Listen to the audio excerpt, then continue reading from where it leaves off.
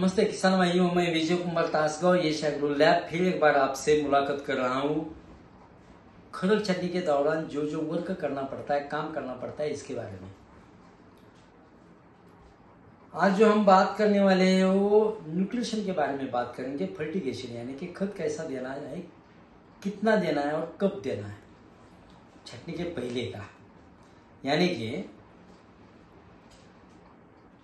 अगर हमारी दवाई चल रही है, डॉक्टर बम्बई में बैठा है, मैं यहाँ तासगांव में बैठा हूँ, तो अगर हमने विदाउट चेकिंग हमने दवाई मांगी तो कैसा दे देंगे, वैसे ही खत का ही है। यानी कि आपका जमीन कौन सा है, हल्का है, भारी है, मीडियम है, लो साइज है, ब्लैक सॉइल है, व्हाइट सॉइल है, फ्री लाइन उसमें यानी कि चुनखड़ जाल वाला है या वालुका में है, जो कुछ भी आपकी जमीन है उसका पहला चेकिंग होना चाहिए।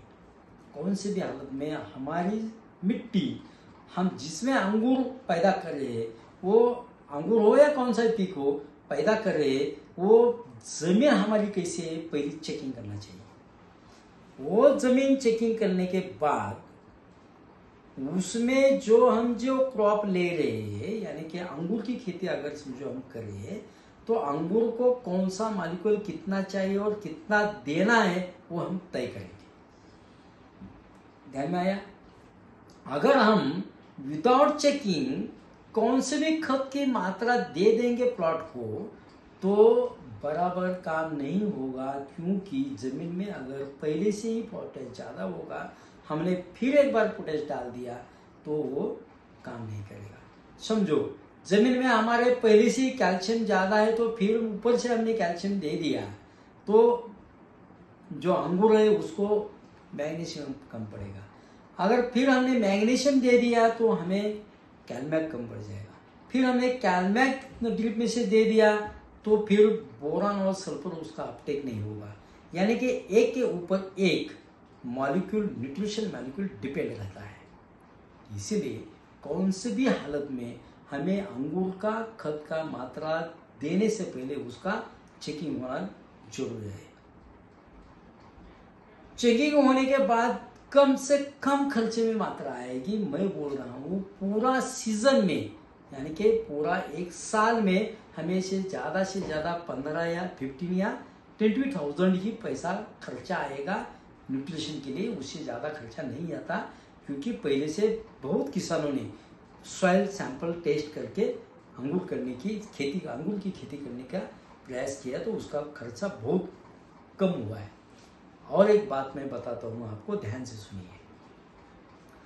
अगर हमने न्यूट्रिशन मैनेजमेंट पर हमने फंगस और इंसेक्ट मैनेजमेंट सीख लिया तो आपका खर्चा बहुत कम आ जाएगा।